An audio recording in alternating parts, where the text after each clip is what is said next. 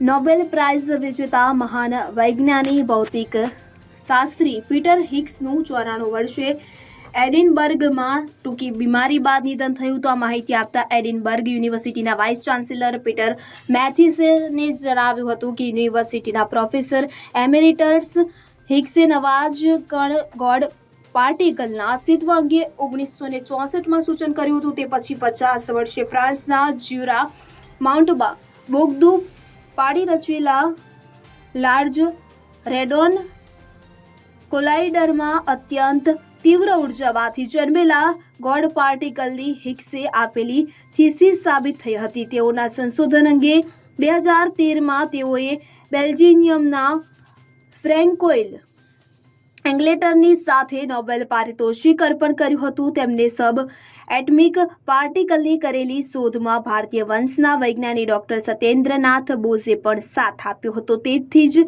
તે સબ યર્મિક પાર્ટિકલ્સનું નામ જ હિગ્સ બોસોન્સ તેવું આપવામાં આવ્યું હતું. Bureau report CN24 news. હવે જુઓ દેશ દુનિયાની તમામ ખબરો તમારી આંગળીના ટેરવે.